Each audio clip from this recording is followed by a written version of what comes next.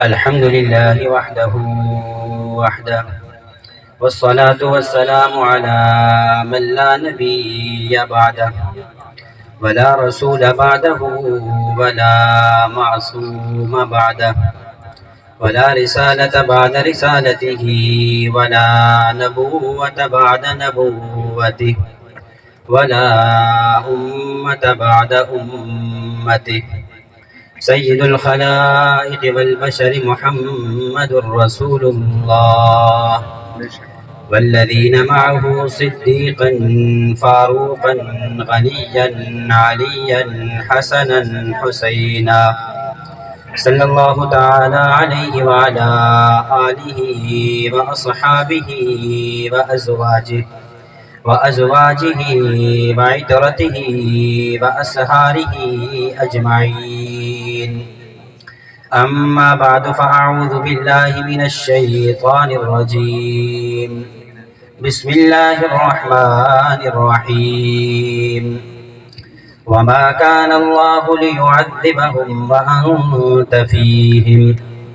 وقال الله تبارك وتعالى في مقام آخر: وما أرسلنا من رسول إلا ليطاع بإذن الله ولو أنهم إذ ظلموا أنفسهم جاءوك فاستغفروا الله واستغفر لهم الرسول لوجدوا الله توابا رحيما. عن أنس بن مالك رضي الله تعالى عنه قال: قال رسول الله صلى الله عليه وسلم: مررت على موسى ليلة أسري بي عند الكثيب الأحمر وهو قائم يصلي في قبره، أو كما قال عليه الصلاة والسلام: اللهم صل على محمد وعلى آل محمد كما صليت على إبراهيم وعلى آل إبراهيم إنك حميد مجيد. اللهم بارك على محمد وعلى آل محمد كما باركت على إبراهيم وعلى آل إبراهيم إنك حميد مجيد. جا زندگی مدینہ سے جھونکے ہوا کے لا، جا زندگی مدینہ سے جھونکے ہوا کے لا، شاید کہ حضور خفا ہوں منا کے لا. کچھ ہم بھی اپنا چہرہ باطن سنوار لیں، کچھ ہم بھی اپنا چہرہ باطن سنوار لیں، صدیق اکبر سے عشق عین و وفا کے لا.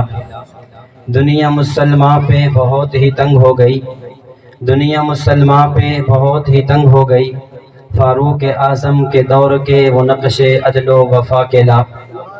محروم کر دیا ہمیں جن سے نگاہ نے، محروم کر دیا ہمیں جن سے نگاہ نے، عثمان غنی کے وہ زاویے شرم و حیا کے لا. مغرب کی گلیوں میں مارا مارا نہ پھر اے گدائے علم، مغرب کی گلیوں میں مارا مارا نہ پھر اے گدائے علم، دروازے علی سے خیرات جا کے لا. دب رہی ہے باطل سے امت رسول کی، دب رہی ہے باطل سے امت رسول کی، منظر حسین سے ذرا وہ کربلا کے لا. قابل صد احترام معزز علماء کرام، عزیز بھائی اور دوستو، آج کی اس تحفظ ختم نبوت کانفرنس میں پہلی مرتبہ آپ حضرات کی خدمت میں حاضری کا شرف نصیب ہوا ہے. علاقہ کے قابل قدر معزز بزرگ عالم حضرت مولانا عبداللہ غفاری صاحب، مولانا حزب اللہ غفاری صاحب، مولانا سیف اللہ غفاری، مفتی راشد صاحب اور دیگر اکابر علماء، ان حضرات کی پرخلوص دعوت سے آپ حضرات کے سامنے حاضری کا شرف نصیب ہو رہا ہے. اللہ تعالیٰ سے دعا گو ہوں اللہ رب العزت ہماری اس حاضری کو اپنی بارگاہ عالی میں قبول و منظور فرمائے.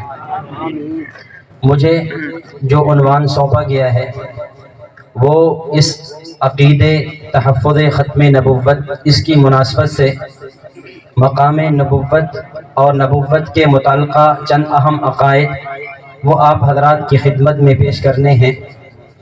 اگر آپ حضرات متوجہ رہے تو میں اللہ تعالیٰ کی ذات پر امید کرتا ہوں کہ بہت مختصر سے وقت میں بہت اہم عقائد دلائل کی دنیا میں آپ حضرات کے سامنے پیش کروں گا۔ چونکہ آج کا عنوان عقیدہ ختم نبوت ہے، ختم نبوت بعد میں ہے، نبوت پہلے ہے۔ ہمارا عقیدہ اور نظریہ یہ ہے، اللہ رب العزت نے آدم علیہ السلام سے سلسلہ نبوت کا شروع فرمایا۔ آمینہ کے لال محبوب رب ذوالجلال صاحب المعراج والکمال حضرت محمد الرسول اللہ صلی اللہ علیہ وسلم پر اس سلسلہ نبوت کو ختم کیا ہے۔ حضرت آدم سے لے کر عیسیٰ علیہ السلام تک آنے والے تمام انبیاء وہ نبی تو تھے، آخری نبی نہیں تھے، وہ رسول تو تھے، آخری رسول نہیں تھے، وہ معصوم تو تھے، خاتم المعصومین نہیں تھے، لیکن آمینہ کے لال عبداللہ کے در یتیم حضرت محمد الرسول اللہ صلی اللہ علیہ وسلم نبی بھی ہیں، آخری نبی بھی ہیں، رسول بھی ہیں، آخری رسول بھی ہیں، معصوم بھی ہیں، آخری معصوم بھی ہیں۔ آپ کو ختم نبوت کا تاج بھی سجایا گیا اور آپ کو نبوت کے مقام سے سرفراز فرمایا گیا۔ نبوت کتنا بڑا مقام ہے، نبوت کتنا بڑا منصب ہے، اس کو سمجھنے کے لیے بنیادی بات یہ سمجھیں کہ دنیا میں جب کسی کے مقام کو دیکھا جائے، سب سے پہلے اس کے میٹیریل، اس کے مواد اور اس کے خمیر کو دیکھا جاتا ہے۔ اگر اس کا میٹیریل اعلیٰ ہو، اس کا خمیر اعلیٰ ہو، اس کا بنیادی جز اعلیٰ ہو، وہ چیز اعلیٰ ہوا کرتی ہے۔ ہم نبوت کا خمیر دیکھتے ہیں، ہم نبوت کا میٹیریل اور مواد دیکھتے ہیں کہ اللہ نے نبی کو بنایا کس چیز سے ہے، اور اصول اور ضابطہ یہ ہے جب یہ دیکھنا ہو کہ کوئی آدمی کہاں سے بنایا گیا، اس کی جب اللہ نے تخلیق کی، اس کی بنیادی مٹی کہاں سے اٹھائی گئی ہے، اس کا اصول یہ ہے اس کی جائے تدفین دیکھی جائے، اس کی قبر دیکھی جائے، جو جائے تدفین ہو وہی جائے تخلیق ہوا کرتی ہے۔ مثال کے طور پہ آپ دیکھنا یہ چاہیں کہ ہمارے اس غوث آباد میں فلاں آدمی جو دنیا سے رخصت ہوا، فلاں آدمی جو فوت ہوا ہے، اللہ نے جب اس کو بنایا تھا اس کے جز میں بنیادی مٹی کون سی تھی، اس کے جز میں بنیادی خمیر کون سا تھا۔ آپ اس کی قبر دیکھیں، اگر اس کی قبر غوث آباد کے قبرستان میں ہے تو معلوم یہ ہوا جب اللہ نے اس کو بنایا اس کی بنیادی مٹی اور بنیادی خمیر اور میٹیریل یہاں غوث آباد سے اٹھایا گیا تھا۔ اگر کوئی خوش نصیب جنت البقیع میں مدفون نظر آئے، اس کا مطلب یہ ہوگا اس کی جو بنیادی مٹی ہے جنت البقیع سے اٹھائی گئی تھی۔ دلیل اس پر 16واں پارہ سورۃ طٰہٰ آیت نمبر 55 اللہ تبارک و تعالی فرماتے ہیں، منہا خلقناکم وفیہا نعیدکم ومنہا نخرجکم تارۃ اخری، ہم انسان کو اس مٹی سے بناتے ہیں، وفیہا نعیدکم اسی مٹی میں لٹاتے ہیں، ومنہا نخرجکم تارۃ اخری قیامت کا دن ہوگا ہم اس مٹی سے اٹھائیں گے۔ اس آیت کے تحت امام قرطبی رحمۃ اللہ علیہ نے حضرت عبداللہ بن عمر رضی اللہ تعالیٰ عنہ سے روایت اور حدیث نقل کی۔ حضرت عبداللہ بن عمر رضی اللہ تعالیٰ عنہ فرماتے ہیں، ایک صحابی حبشہ سے چلے مدینہ طیبہ پہنچے، نبی اکرم صلی اللہ علیہ وسلم کا کلمہ پڑھا، آپ کے دامن میں وابستہ ہوئے اور وہیں پر فوت ہو گئے تو اللہ کے نبی صلی اللہ علیہ وسلم نے فرمایا کہ ان حبشیا دفن بالطینۃ التی خلق فیہا، یہ میرا حبشہ سے آنے والا صحابی جو چلا تو حبشہ سے ہے، فوت مدینہ میں ہوا، قبر جنت البقیع میں بنی۔ اس کا مطلب یہ ہے یہ حبشی صحابی یہ جو مدینہ میں فوت ہوئے، جنت البقیع میں مدفون ہوئے، یہ اسی مٹی میں گئے ہیں جس مٹی سے سے اللہ نے ان کو بنایا تھا، جس مٹی سے اللہ نے ان کو پیدا کیا تھا، اب ہم دیکھتے یہ ہیں نبوت کو اللہ نے بنایا کس مٹی سے بنایا، تو نظر یہ آتا ہے نبی اکرم صلی اللہ علیہ وسلم جہاں مدفون ہیں اسے حجرہ عائشہ کہتے ہیں، اسے روضہ رسول صلی اللہ علیہ وسلم کہتے ہیں۔ اور حجرہ عائشہ کے بارے میں امام بخاری رحمۃ اللہ علیہ اپنی صحیح بخاری میں ایک حدیث نقل کرتے ہیں، نبی اکرم صلی اللہ علیہ وسلم نے فرمایا ما بین بیتی و منبری روضۃ من ریاض الجنہ، یہ جو جگہ ہے یہ منبر کے درمیان والی جگہ یہ روضۃ من ریاض الجنہ، یہ جگہ عام نہیں، یہ جنت کا ایک ٹکڑا ہے۔ پتہ یہ چلا نبی جہاں مدفون ہیں یہ جگہ عام نہیں، یہ جگہ جنت کا ٹکڑا ہے۔ چنانچہ اس حدیث کے تحت شارحین حدیث نے اس بات کی وضاحت کی، امام نووی رحمۃ اللہ علیہ نے شرح مسلم میں لکھا کہ ينقل هذه البقعة من الجنہ، یہ جگہ عام نہیں، یہ جگہ جنت سے اٹھائی گئی اور جہاں پر رکھی گئی ہے۔ یہی بات امام مالک رحمۃ اللہ علیہ کی ملا علی قاری نے اپنی کتاب مرقات المفاتیح شرح مشکات المصابیح میں نقل کی۔ تو پتہ یہ چلا نبی اکرم صلی اللہ علیہ وسلم کا مقام دیکھنا ہے، آپ کی اصلیت، آپ کا بنیادی خمیر اور آپ کی مٹی دیکھیں، وہ مٹی جنت سے اٹھائی گئی ہے، نبوت جنت میں موجود ہے۔ اس لیے ہمارا اہل سنت والجماعت احناف دیوبند کا نظریہ یہ ہے اللہ امتی کو بھی بناتے ہیں، اللہ نبی کو بھی بناتے ہیں، امتی کو بھی مٹی سے بناتے ہیں، نبی کو بھی مٹی سے بناتے ہیں۔ امتی کو جس مٹی سے بنائیں اسے زمینی مٹی کہتے ہیں، نبی کو جس مٹی سے بنائیں اسے جنت کی مٹی کہا جاتا ہے۔ چنانچہ نبی اور امتی کی تخلیق میں جب فرق نظر آئے گا کہ امتی کی تخلیق زمینی مٹی سے، نبی کی تخلیق جنتی مٹی سے، تو دونوں کے وجود پر اس کے اثرات بھی نظر آئیں گے۔ نبوت کا وجود دیکھیں گے اس پر جنت کے آثار نظر آئیں گے، نبوت کا وجود دیکھیں گے اس پر جنت کے خواص نظر آئیں گے۔ وجہ کیا ہے؟ وجہ یہ ہے اللہ نے امتی کو بنایا زمینی مٹی سے، نبی کو بنایا جنت کی مٹی سے۔ چنانچہ آپ دیکھتے چلے جائیں، جب امتی کو دیکھیں گے، امتی دنیا میں آتا ہے، جب ماں کے پیٹ میں آئے اس وقت ماں کو کہ میں لطافت ہے، جنت میں کثافت نہیں، جنت میں نرمی ہے، جنت میں سختی نہیں۔ میں اور آپ جب ماں کے پیٹ میں آئے، امتی جب ماں کے پیٹ میں آتا ہے اس وقت اس کی ماں کے پیٹ میں ثقل ہے، کیوں؟ اس لیے کہ وجود زمینی مٹی کا ہے۔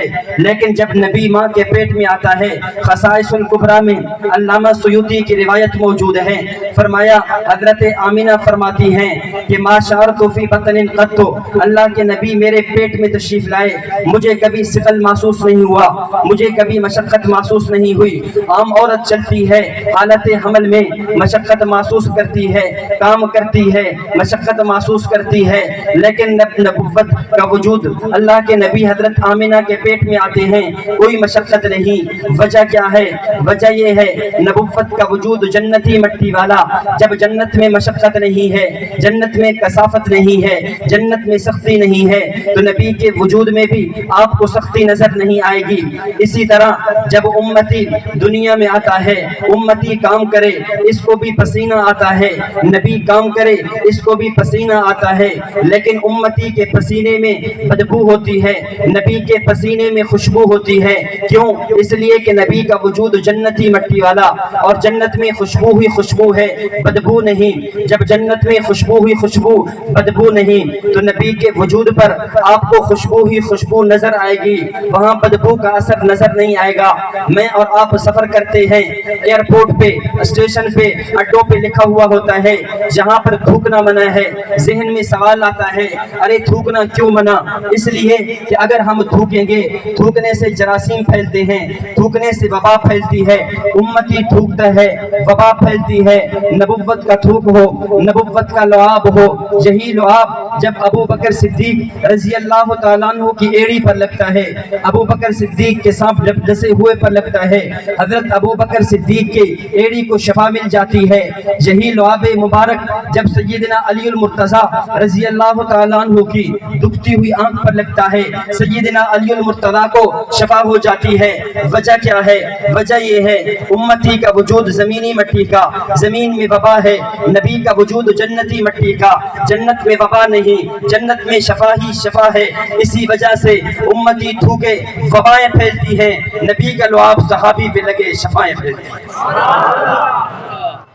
میں اور آپ جنت کا مطالعہ کریں، جنت کے بارے میں حدیث کی کتابیں بتلاتی ہیں جنت میں مکھی کا وجود نہیں ہوگا۔ جب ہم نے نبوت کے وجود کا مطالعہ کیا، نظر یہ آتا ہے امتی زمین پہ چلے، امتی کے جسم پر مکھی بیٹھتی ہے اور نبی کے وجود پر مکھی نہیں بیٹھتی۔ علامہ بغوی نے روایت نقل کی، فرمایا لا یقع الذباب علی جسدہ علی ثیابہ فضلا عن الجسد الشریف، نبوت کے جسد پر، نبوت کے جسم پر عمر بھر مکھی نہیں بیٹھی، چہ جائے کہ نبوت کے کپڑوں پر بھی مکھی نہیں بیٹھی۔ میں اور آپ زمین پر چلتے ہیں، ہمارے وجود پر مکھی بیٹھی، کیوں؟ اس لیے کہ ہمارا وجود زمینی مٹی کا، نبی جس دنیا میں چلتا ہے نبی کے جسم پر مکھی نہیں بیٹھتی، کیوں؟ نبی کا وجود جنتی مٹی والا۔ امتی جب دنیا سے فوت ہو جائے، امتی فوت ہو جائے، امتی کا جنازہ قبرستان کی طرف لایا جاتا ہے، گویا یوں کہوں گا امتی دنیا سے جائے، امتی کی میت کو اٹھا کر جنت کی طرف لے جایا جاتا ہے۔ نبوت کے بارے میں اصول یہ ہے، نبی دنیا سے جائے، نبی کے میت کو اٹھا کر جنت کی طرف نہیں لے جایا جاتا، بلکہ جنت کو اٹھا کر نبی کے قدموں میں ڈال دیا جاتا ہے۔ امتی دنیا سے جائے، امتی کی بیوی عدت گزارتی ہے، نبی دنیا سے جائے، نبی کی بیوی عدت نہیں گزارتی۔ امتی دنیا سے جائے، امتی کا جنازہ ایک خاص طریقے سے ہوتا ہے، نبی دنیا سے جائے، نبوت کا جنازہ اس طریقے سے نہیں جیسا کہ میرا اور آپ کا ہوتا ہے۔ امتی دنیا سے جائے، امتی کی وراثت تقسیم ہو جاتی ہے، نبی دنیا سے جائے، نبوت کی وراثت تقسیم نہیں ہوتی۔ وجہ کیا ہے؟ وجہ یہ ہے امتی کا وجود زمینی مٹی کا، نبی کا وجود جنتی مٹی کا۔ چونکہ جنت میں یہ چیزیں نہیں، جنت میں یہ چیزیں نہیں، تو یہی اثرات نبی کے وجود پر نظر آئیں گے۔ اور اس سے بڑھ کر میں ایک عقیدے کی بات کرنے لگا ہوں، ہم جنت کا مطالعہ کریں، جنت میں گناہ نہیں ہوگا۔ نبی کا وجود کا مطالعہ کریں، نبی کی پوری زندگی میں نہ نبوت ملنے سے پہلے، نہ نبوت ملنے کے بعد، نہ صغیرہ گناہ نہ کبیرہ گناہ نبوت کے وجود پہ نظر آئے گا۔ اس لیے انبیاء معصوم ہوتے ہیں، ہمارا عقیدہ انبیاء معصوم ہیں، صحابہ محفوظ ہیں، فقہاء معجور ہیں۔ انبیاء معصوم کا معنی یہ ہے اللہ نبی سے گناہ ہونے نہیں دیتے، صحابہ محفوظ کا معنی یہ ہے صحابی سے گناہ ہو بھی جائے اللہ نامہ اعمال میں باقی رہنے نہیں دیتے۔ فقہاء معجور ہیں، معجور کا معنی فقیہ قرآن و حدیث سے مسئلہ نکالے گا، قرآن و حدیث سے فقہی مسئلہ مستنبط کرے گا، اس مسئلے میں کبھی درست ہوگا، اس مسئلہ نکالنے میں کبھی غلطی پر ہوگا، اگر درست ہے اجر دوہرا ملے گا، اگر خطا پر ہے اجر ایک ملے گا۔ اس لیے ہم کہتے ہیں نبی معصوم ہے، صحابی محفوظ ہے، فقیہ معجور ہے، انبیاء سے گناہ ہوتا نہیں۔ وجہ یہ ہے نبی کا وجود جنتی مٹی والا، جنت میں گناہوں کا وجود نہیں، تو دنیا میں نبوت کے جسم سے بھی گناہ کر سکتے۔ نعرہ تکبیر، تاج تخت ختم نبوت، نعرہ تکبیر۔ امتی اور نبی میں فرق، اور اس فرق کی بنیاد پر کئی عقائد سمجھ آتے ہیں۔ ان میں سے ہمیں ایک عقیدہ یہ بھی سمجھ آتا ہے امتی اور نبی کی نیند میں بھی فرق ہے۔ امتی جب سوئے، امتی کی آنکھ بھی سوتی ہے، دل بھی سوتا ہے۔ نبی جب سوئے، نبوت کی آنکھ پر تو نیند ہوتی ہے، نبوت کے قلب اطہر پر نیند نہیں ہوتی۔ دلیل صحیح بخاری کی روایت، امی عائشہ صدیقہ رضی اللہ تعالیٰ عنہ فرماتی ہیں اللہ کے نبی صلی اللہ علیہ وسلم میرے پاس تشریف لائے، آپ علیہ السلام فرض پڑھ کے سنتیں پڑھ کر سو گئے، پھر آپ علیہ السلام بیدار ہوئے، جاگے، اور جاگتے ہی آپ نے وطر شروع کر دیے۔ میں نے پوچھا یا رسول اللہ آپ تو سو گئے تھے، گویا میرے سوال کا منشا یہ تھا یا رسول اللہ جب آپ سو گئے، سونے سے تو وضو ٹوٹ جایا کرتا ہے، اور آپ نے بغیر وضو کے نماز شروع کر دی۔ نبی اکرم صلی اللہ علیہ وسلم نے جواب دیا اے عائشہ مجھے امتی نہیں، مجھے نبی کہتے ہیں۔ ان عینی تنامان ولا ینام قلبی، عائشہ نبی اور امتی میں فرق یہ ہے، امتی سو جائے نیند آنکھ پر بھی ہوتی ہے، امتی سو جائے نبوت نیند دل پر بھی ہوتی ہے، جس کی وجہ سے وضو ٹوٹ جاتا ہے، لیکن نبی سو جائے نبی کی نیند نبی کے آنکھ پر تو ہوگی، نبوت کے قلب اطہر پر اس وقت بھی نیند نہیں ہوگی، اسی وجہ سے نبی سو جائے نبی کے سونے سے وضو نہیں ٹوٹتا۔ اور اسی سے اگلی بات بھی سمجھ آئی، نبی کا خواب حجت ہے، نبی کا خواب شریعت ہے، جس طرح حالت بیداری میں نبوت جو بات فرمائے وہ شریعت اور حجت ہے، اسی طرح حالت نوم میں حالت نیند میں نبوت اپنا جو خواب بیان کرے وہ بھی حجت ہے۔ اس کی وجہ یہ ہے جب نبی سوئے ہیں ان کی نیند نبی کی نبوت کی نیند آنکھ پر تو تھی دل پر نہیں تھی، یہی وجہ ہے۔ اگر یہ بات سمجھ آئے پھر وہ مشہور اختلاف بھی سمجھ آ جاتا ہے۔ جب اللہ کے نبی صلی اللہ علیہ وسلم کا انتقال پرملال ہوا، سیدنا ابو بکر صدیق رضی اللہ تعالیٰ عنہ اس دن مقام سنحو میں اپنے دوسرے گھر گئے ہوئے تھے، جہاں روایات کتب حدیث بتلاتی ہیں۔ حضرت عمر رضی اللہ تعالیٰ عنہ کھڑے ہوئے اور کہنے لگے جو یہ کہے گا نبی فوت ہو گئے میں اس کی گردن اڑا دوں گا۔ باقی صحابہ کہنے لگے نبی فوت ہو گئے۔ حضرت ابو بکر صدیق آئے، ابو بکر صدیق نے آ کر خطبہ دیا جو صحیح بخاری کی دوسری جلد صفحہ نمبر 517 پہ موجود ہے۔ فرمایا تبت حیا و تبت میتا، یا رسول اللہ آپ کا زندہ رہنا بھی مبارک، آپ کا دنیا سے جانا بھی مبارک، والذی نفسی بیدی لا یذیقک اللہ الموتتین ابدا، خدا کی قسم اس ذات کی قسم جس کے قبضہ قدرت میں میری جان ہے، اللہ آپ پر دو موتیں کبھی جمع نہیں فرمائے گا۔ علماء کی توجہ چاہتے ہوئے یہاں اس اختلاف کو سمجھانے لگا ہوں۔ سوال یہ ہے اللہ کے نبی دنیا سے جا رہے ہیں، موت ایک عام چیز ہے، ایک بدیہی چیز ہے، پھر صحابہ کرام میں یہ تین آراء کیوں ہو جاتی ہیں؟ حضرت عمر کہتے ہیں نبی فوت نہیں ہوئے، باقی صحابہ کہتے ہیں نبی فوت ہو گئے ہیں۔ ابو بکر صدیق آتے ہیں، ابو بکر صدیق آ کر دونوں چیزوں کا اعلان کرتے ہیں۔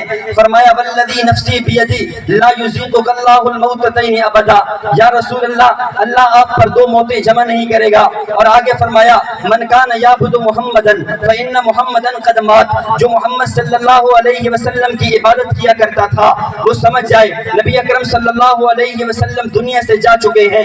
گویا یہ نظریات تین بنے ہیں۔ اس کی وجہ کیا ہے؟ اس کی وجہ یہ ہے حضرت عمر کی نگاہ نبی کے قلب پر پڑی، نبی کے دل پر پڑی تو کہا فوت نہیں ہوئے، باقی صحابہ کی نگاہ نبی کی آنکھ پر پڑی تو کہا فوت ہو گئے۔ ابو بکر صدیق مزاج شناس نبوت ہے، ابو بکر صدیق دنیا کا واحد وہ فرد ہے جو نبوت کے مزاج کو سمجھتا ہے۔ ابو بکر صدیق کی نگاہ بیک وقت نبی کی آنکھ پر بھی پڑی، نبی کے دل پر بھی پڑی۔ جب نگاہ نبی کی آنکھ پر پڑی تو فرمایا فوت ہو گئے، جب نگاہ نبی کے دل پر پڑی تو فرمایا فوت نہیں ہوئے، قبر میں پھر حیات مل جائے گی۔ پتہ یہ چلا امتی دنیا سے جائے، جس طرح نبی اور امتی کی نیند میں فرق، اسی طرح نبی اور امتی کی موت میں فرق۔ نبی پر موت آتی ہے، نبی کے آنکھ پر ہوتی ہے، اس وقت بھی نبی کے دل میں حیات کی ایک رمق موجود ہوتی ہے۔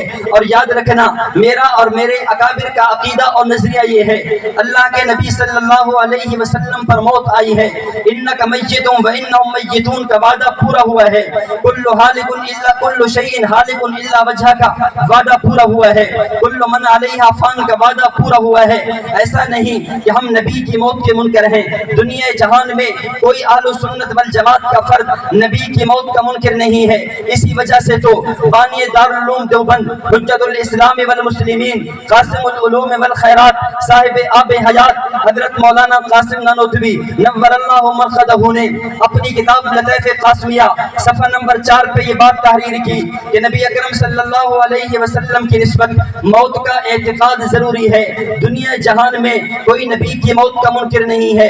آج لوگ ہمارے اوپر الزام یہ لگاتے ہیں کہ یہ نبی کی موت کے منکر ہیں، یہ جھوٹ ہے۔ نبی کی موت کو ہر بندہ مانتا ہے، یہ قرآن کی نص موجود انک میت و انہم میتون، یا رسول اللہ موت ان پر بھی آئے گی، موت آپ پر بھی آئے گی، کل نفس ذائقۃ الموت، ہر نفس نے ہر ذی روح نے موت کا ذائقہ چکھنا ہے۔ ہمارا نظریہ یہ ہے اللہ کے نبی پر موت آئی ہے، اسی موت کی وجہ سے صحابہ کرام نے آپ کو غسل بھی دیا، صحابہ کرام نے آپ کو کفن بھی دیا، آپ کی شایان و شان آپ کا جنازہ بھی پڑھا۔ آپ کے بعد ابو بکر صدیق رضی اللہ تعالیٰ عنہ خلیفہ بلا فصل بھی منتخب ہوئے۔ ہوئے، اس کے بعد صحابہ کرام نے آپ کی تدفین بھی کی ہے، اس کے بعد نبی اکرم صلی اللہ علیہ وسلم کو قبر میں حیات ملی ہے، اور اس پر دلیل صحیح بخاری کی یہی روایت جس میں حضرت ابو بکر صدیق فرما رہے ہیں کہ اللہ آپ پر دو موتیں کبھی جمع نہیں کرے گا، ان دو موتوں سے کون سی دو موتیں مراد ہیں؟ اس حدیث کی تحت آپ اٹھائیے حافظ ابن حجر اسقلانی کی فتح الباری شرح صحیح بخاری، علامہ بدر الدین عینی کی عمدۃ القاری شرح صحیح بخاری، حافظ مولانا شیخ الحدیث زکریا کاندھلوی کی کنز المتواری شرح صحیح بخاری، مولانا احمد علی محدث سہارنپوری کا حاشیہ اسی مقام پر انہوں نے لکھا دو موتوں سے مراد کیا ہے؟ ایک موت جو دنیا والی تھی وہ تو آ چکی، اور دوسری موت کیا ہے؟ قبر میں امتی پہنچے اس کا معاملہ جدا ہے، قبر میں نبی پہنچے اس کا معاملہ جدا ہے، قبر میں امتی جائے اس سے سوال و جواب بھی ہوتے ہیں، من ربک کا من نبیوں کا ما دینوں کا پوچھا جاتا ہے، قبر میں نبی جائے اس سے یہ سوال نہیں ہوتے، من ربک کا من نبیوں کا ما دینوں کا نہیں پوچھا جاتا، قبر میں امتی جائے اس سے سوال و جواب کے بعد اس پر نیند طاری کر دی جاتی ہے، جس کو موت سے تعبیر کیا ہے، قبر میں نبی جائے اس پر نیند طاری نہیں ہوتی۔ یہی شارحین حدیث فرماتے ہیں جب نبی قبر میں پہنچا بل یستمر حیا لا یتعقبها موت، اب اس کے بعد ہمیشہ ہمیشہ کی حیات، اس کے بعد کبھی موت نہیں آتی۔ سبحان اللہ، زندہ باد، زندہ باد، زندہ باد، صدیق اکبر، تکبیر، اللہ اکبر۔ اور یہ ایسا نہیں ہے کہ ہمارے پاس اس موقف پر اس عقیدے پر دلائل نہ ہوں، اکابر علماء دیوبند اپنے ہر عقیدے پر دلیل نہیں دلائل رکھتے ہیں۔ ہمارے اس نظریہ پر انبیاء کو قبر میں حیات ملتی ہے، جتنے دلائل ہونے چاہیے وہ سارے دلائل موجود ہیں۔ اگر دلیل میں خدا کا قرآن ضروری ہے، ہمارے پاس اس عقیدے پر قرآن موجود ہے۔ اگر دلیل میں نبوت کا فرمان احادیث ضروری ہیں، ہمارے پاس اس نظریے پر احادیث موجود ہیں۔ اگر نظریے پر عقیدے پر امت کا اجماع بطور دلیل کے ضروری ہے، پھر ہمارے پاس اس نظریے پر امت کا اجماع موجود ہے۔ اگر نظریے کے لیے صحابہ کرام کے اقوال ضروری ہیں، ہمارے پاس اس موقف پر صحابہ کے فرامین اور اقوال موجود ہیں۔ اکابر علماء دیوبند کی تصریحات موجود ہیں۔ میں بڑے اختصار کے ساتھ اس عقیدے پر چند دلائل عرض کرنے لگا ہوں، اور میں پہلے وہ دلیل پیش کرتا ہوں جو عقیدہ ختم نبوت کی بھی دلیل ہے، عقیدہ حیات النبی کی بھی دلیل ہے۔ اٹھائیے سورۃ الانفال آیت نمبر 32، اللہ پاک فرماتے ہیں وما کان اللہ لیعذبہم وانت فیہم وما کان اللہ معذبہم وہم یستغفرون۔ اس آیت کے تحت مفتی اعظم پاکستان مفتی محمد شفیع عثمانی رحمۃ اللہ علیہ نے تفسیر معرف القرآن کی 4 جلد میں تحریر فرمایا۔ مفتی صاحب فرماتے ہیں یہ آیت مبارکہ اس بات کی دلیل ہے کہ نبی اکرم صلی اللہ علیہ وسلم آخری نبی، اور یہ اس بات کی بھی دلیل کہ نبی اکرم صلی اللہ علیہ وسلم قبر میں زندہ۔ آئیے سنیے یہ دلیل ختم نبوت کی کیسے، یہ آیت مبارکہ دلیل حیات النبی کی کیسے۔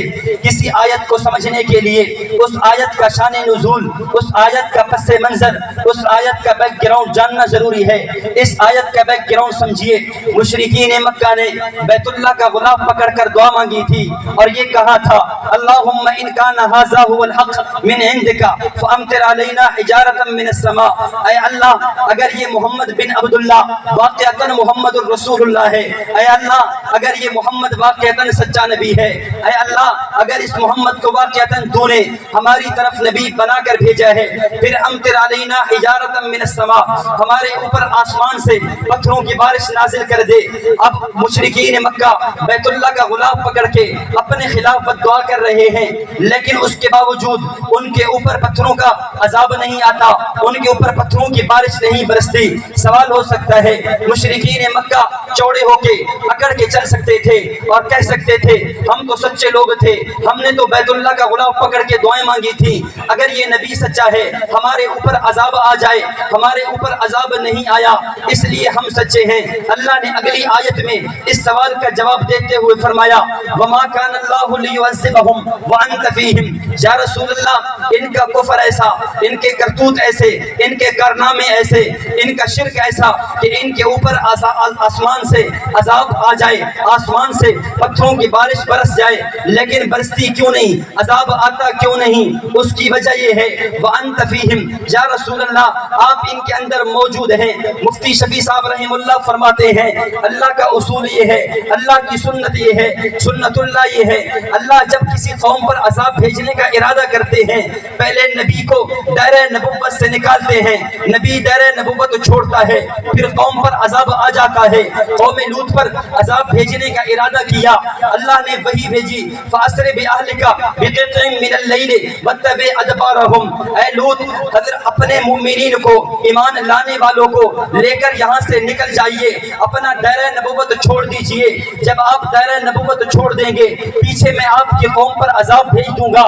چنانچہ لوط علیہ السلام نکلتے ہیں، پیچھے قوم پر عذاب آ جاتا ہے۔ پتہ یہ چلا جب تک نبی دائرہ نبوت میں ہو قوم پر عذاب نہیں آتا، جب نبی اپنے دائرہ نبوت کو چھوڑ جاتا ہے قوم پر عذاب آ جایا کرتا ہے۔ اللہ فرماتے ہیں مشرکین مکہ پر عذاب کیوں نہیں آیا؟ یا رسول اللہ آپ کا دائرہ نبوت لامحدود ہے، آپ کا دائرہ نبوت لازمان ہے، آپ کا دائرہ نبوت لامکان ہے، آپ ان میں موجود ہیں، آپ کی موجودگی کی وجہ سے ان پر عذاب نہیں آ سکا۔ سوال ہو سکتا تھا اللہ کے نبی جب مکہ سے مدینہ ہجرت کر کے آ گئے، اب تو مکہ خالی ہو چکا تھا، اب تو عذاب آ جاتا۔ فرمایا نہیں اب بھی عذاب نہیں آئے گا۔ کیوں؟ وَأَنْتَ فِيهِمْ، اس لیے کہ آپ کا دائرہ نبوت جس طرح مکہ میں ہے آپ کا دائرہ نبوت اسی طرح مدینہ میں ہے۔ سوال ہو سکتا تھا جب نبی اکرم صلی اللہ علیہ وسلم معراج کے لیے آسمانوں پر تشریف لے جاتے ہیں، اب تو فرش خالی ہو چکا، نبی موجود نہیں، اب تو عذاب آ جاتا۔ فرمایا نہیں اب بھی عذاب نہیں آئے گا۔ وَأَنْتَ فِيهِمْ، آپ کا دائرہ نبوت لامحدود ہے، جس طرح آپ فرش کے نبی ہیں اسی طرح آپ عرش کے نبی ہیں۔ اسی طرح نبوت نے جب اپنی 63 سالہ زندگی پوری کر کے جب نبی قبر میں تشریف لے جاتے ہیں، عالم برزخ میں تشریف لے جاتے ہیں، اب تو عذاب آ جاتا۔ فرمایا نہیں اب بھی عذاب نہیں آئے گا اور قیامت کی صبح تک نہیں آئے گا۔ کیوں؟ آپ کا دائرہ نبوت لامحدود ہے، جس طرح آپ مکہ کے نبی اسی طرح آپ مدینہ کے نبی، مشرق کے آپ نبی، مغرب کے آپ نبی، شمال کے آپ نبی، جنوب کے آپ نبی، عرب کے آپ نبی، عجم کے آپ نبی، اور زمین کے آپ نبی، آسمان کے آپ نبی، فرش کے آپ نبی، عرش کے آپ نبی، اس عالم کے آپ نبی، اس عالم کے آپ نبی۔ قیامت کی صبح تک آپ کا دائرہ نبوت ختم نہیں ہو سکتا اور آپ کی امت پر اجتماعی عذاب آ نہیں سکتا۔ بے شک، سبحان اللہ۔ نہ قیامت کی صبح تک آپ کا دائرہ نبوت ختم ہونا ہے، نہ قیامت کی صبح تک آپ کی امت پر اجتماعی عذاب آنا ہے۔ پہلے آنے والے نبی کا دائرہ نبوت ایک علاقے تک، ایک ملک تک، ایک شہر تک، جب آپ آئے زمانے آپ پر ختم، مکان آپ پر ختم، مرتبے آپ پر ختم۔ اب آپ کی نبوت زمانی بھی ہے، آپ کی نبوت مرتبے بھی ہے، آپ کی نبوت مکانی بھی ہے، آپ کی نبوت لامحدود۔ قیامت کی صبح تک کوئی آپ کے دائرہ نبوت سے کوئی باہر جا نہیں سکتا، امت پر اجتماعی عذاب آ نہیں سکتا۔ میں یوں کہوں گا کائنات کے ذرے ذرے میں جہاں جہاں تک رب کی ربوبیت ہے وہیں تک آمینہ کے لال کی نبوت اور ختم نبوت ہے۔ سبحان اللہ، بے شک۔ کائنات کا کوئی ذرہ خدا کی خدائی سے باہر نہیں ہے تو کائنات کا کوئی ذرہ محمد مصطفیٰ کی مصطفی سے باہر نہیں ہے۔ جب اتنا دائرہ نبوت لامحدود ہو چکا ہے، اس میں کسی نبی کے آنے کی گنجائش نہیں، تو ہم مرزا غلام احمد قادیانی ملعون کو پھر کیسے نبی مان لیں گے؟ جب اس میں کسی سچے نبی کی بھی گنجائش نہیں ہے، پھر جھوٹے کو نبی کیسے مانا جا سکتا ہے؟ مفتی صاحب فرماتے ہیں یہ آیت دلیل ختم نبوت کی بھی ہے، یہ آیت دلیل نبی کی حیات فی القبر کی بھی ہے۔ حیات فی القبر کی اس طور پر کہ جب آپ کا دائرہ نبوت لامحدود ہے، آپ کی نبوت قیامت کی صبح تک چلنی ہے، تو نبوت کی بقا تب رہ سکتی ہے جب آپ کو قبر میں زندہ مانا جائے۔ تو ہمارے پاس اس عقیدے پر خدا کا قرآن موجود۔ اٹھائیے سورۃ البقرہ دوسرا پارہ آیت نمبر 154، اللہ پاک فرماتے ہیں وَلَا تَقُولُوا لِمَنْ يُقْتَلْ فِي سَبِيلِ اللَّهِ أَمْوَاتٌ بل احیاء ولکن لا تشعرون، وہ لوگ جو اللہ کے راستے میں شہید کر دیے جائیں ان کو مردہ نہ کہنا، بل احیاء بلکہ وہ زندہ ہیں، ولکن لا تشعرون لیکن تمہیں ان کی زندگی کا شعور نہیں۔ اس آیت کے تحت میں نہیں کہتا، میں اپنی بات نہیں کرتا، ممکن ہے کوئی کہہ دے یہ عقیدہ سرگودا والوں کا ہے، یہ عقیدہ کہیں اور سے آیا ہے، نہیں، میں اس آیت کے تحت 12ویں صدی کا مفسر قاضی ثناء اللہ پانی پتی پیش کرتا ہوں، جنہوں نے تفسیر مظہری میں لکھا یہ آیت دلیل ہے انبیاء قبور میں زندہ ہیں۔ اس آیت کے تحت حکیم الامہ مجدد الملہ مولانا اشرف علی تھانوی نے بیان القرآن میں لکھا یہ آیت دلیل انبیاء قبور میں زندہ ہیں۔ اس آیت کے تحت حضرت مفتی شفیع عثمانی رحمۃ اللہ علیہ نے تفسیر معرف القرآن میں لکھا یہ آیت دلیل ہے انبیاء قبور میں زندہ ہیں۔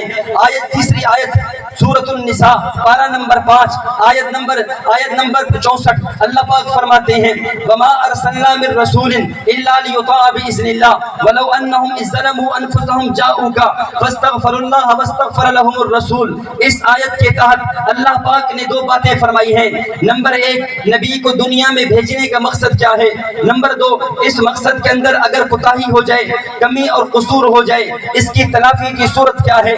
اللہ فرماتے ہیں ہم نبی کو دنیا میں بھیجتے اس لیے ہیں لیطاع باذن اللہ، تاکہ نبی کی بات کو مانا جائے، نبی کی اطاعت کی جائے، نبی کی بات کو مانا جائے، اور نمبر 2 ولو انہم اذ ظلموا انفسهم جاءوک فاستغفروا اللہ واستغفر لهم الرسول، اگر یہ لوگ اپنی جانوں پر ظلم کر بیٹھیں، گناہوں کے ذریعے اپنے آپ کو آلودہ کر لیں، پھر نبی کی زندگی کے بارے میں اصول یہ ہے یہ نبوت کے پاس چلے جائیں، جا کر اللہ سے معافی مانگے، نبی کو سفارشی اور حمایتی بنائیں، اللہ ان کے گناہوں کو معاف کر دیں گے۔ چنانچہ اس آیت کی تفسیر میں علامہ جلال الدین سیوطی نے تفسیر الدر المنصور میں، علامہ ابن کثیر دمشقی شافی نے تفسیر ابن کثیر میں، ملا علی قاری نے کتاب المناسک میں، مفتی شفیع عثمانی نے تفسیر معرف القرآن میں یہ بات لکھی، ساتھ ایک واقعہ بھی لکھا ہے۔ فرماتے ہیں کہ جس طرح یہ حکم نبی کی زندگی میں تھا، اگر کسی سے گناہ ہو جاتا وہ نبی کے پاس چلا جاتا، اللہ سے گناہوں کی معافی مانگتا، نبی کو سفارشی بناتا، اللہ اس کے گناہوں کو معاف کر دیا کرتا۔ اسی طرح آج بھی اگر کوئی خوش نصیب روضہ رسول پہ چلا جائے اور وہاں جا کر معافی خدا سے مانگے، نبوت کو اپنا سفارشی بنائے، اللہ اس کے گناہوں کو معاف کر دیں گے۔ چنانچہ اس آیت کی تفسیر میں مفسرین کی ایک بڑی تعداد نے ایک واقعہ نقل کیا ہے، ایک حکایت نقل کی ہے۔ فرماتے ہیں ایک بزرگ گزرے ہیں جن کا نام اتبی تھا رحمہ اللہ، حضرت اتبی کہتے ہیں ایک دن ان کو جالسن عند قبر النبی صلی اللہ علیہ وسلم، میں نبی کی قبر کے پاس موجود تھا اور میں کیا دیکھتا ہوں کہ فجاء اعرابی، ایک دیہاتی آیا اور دیہاتی آ کر کہنے لگا یا رسول اللہ جئتک مستغفرا لذنبی مستشفعا بک الی ربی، یا رسول اللہ میں آپ کے پاس آیا ہوں اپنے گناہوں کی معافی مانگتے ہوئے، آپ کو اپنا سفارشی اور حمایتی بناتے ہوئے، یہ کہا اور یہ آیت پڑھی، پھر وہ چلا گیا۔ حضرت اتبی کہنے لگے فغلبت عینی النوم، مجھے نیند آ گئی، میں نیند میں کیا دیکھتا ہوں؟ نبی علیہ السلام فرماتے ہیں یا اتبی الحق الاعرابی فبشرہ ان اللہ قد غفر له، اے اتبی اس آنے والے دیہاتی کو خوشخبری اور بشارت سنا دیجئے کہ اللہ نے آپ کے گناہوں کو معاف کر دیا ہے۔ سبحان اللہ۔ میں اپنی بات کو اخیر میں مختصر کرنے لگا ہوں، اختصار کے ساتھ اس عقیدے پر ہمارے پاس احادیث موجود ہیں۔ اٹھائیے مسند ابی یعلا کی روایت الانبیاء احیاء فی قبورہم یصلون، اس عقیدے پر دلیل ہے۔ صحیح مسلم کی روایت مررت علی موسیٰ لیلۃ اسری بی عند الکثیب الاحمر وهو قائم یصلی فی قبری، میرا گزر موسیٰ علیہ السلام کی قبر کے پاس ہوا، میں نے ان کو قبر میں نماز پڑھتے ہوئے دیکھا، روایت مسلم کی موجود۔ اس عقیدے پر نبوت کی احادیث موجود۔ اگر بات اکابر علماء دیوبند کی کریں، جو لوگ اپنے آپ کو دیوبندی کہلواتے ہیں، وہ اکابر علماء دیوبند کی تحریرات دیکھ لیں۔ حضرت مولانا قاسم نانوتوی نے ہدیۃ الشیعہ میں لکھا انبیاء قبور میں زندہ، حضرت مولانا رشید احمد گنگوہی نے فتاوی رشیدیہ میں لکھا انبیاء قبور میں زندہ، علامہ انور شاہ کشمیری نے فیض الباری شرح صحیح بخاری میں لکھا انبیاء قبور میں زندہ، شیخ الحدیث مولانا زکریا کاندھلوی نے اوج موجز المسالک شرح موطا امام مالک میں لکھا انبیاء قبور میں زندہ. مولانا خلیل احمد سہارنپوری نے بذر المجہود سنن ابی داود میں لکھا انبیاء قبور میں زندہ. مولانا سلیم اللہ خان رحمۃ اللہ علیہ نے کشف الباری میں لکھا انبیاء قبور میں زندہ. شیخ الاسلام مفتی محمد تقی عثمانی صاحب دامت برکاتہم العالیہ نے اپنی کتاب انعام الباری تکملہ فتح الملہم میں لکھا انبیاء قبور میں زندہ. الغرض دارالعلوم دیوبند سے لے کر دارالعلوم کراچی تک تمام اکابر علماء نے اس بات کو لکھا جس طرح ان علماء دیوبند نے اپنی کتابوں میں عقیدہ ختم نبوت لکھا ہے, اسی طرح ان علماء نے عقیدہ حیات النبی بھی لکھا ہے. اس لیے ہمارے اس عقیدے پر خدا کا قرآن موجود, نبی کا فرمان موجود, امت کا اجماع موجود, اکابر علماء دیوبند کی عبارات موجود. اللہ تعالیٰ سے دعا ہے اللہ صحیح معنوں میں عقیدہ ختم نبوت اور عقیدہ حیات النبی صلی اللہ علیہ وسلم کا تحفظ اور دفاع کرنے کی توفیق نصیب فرمائے. وآخر دعوانا الحمدللہ رب العالمین.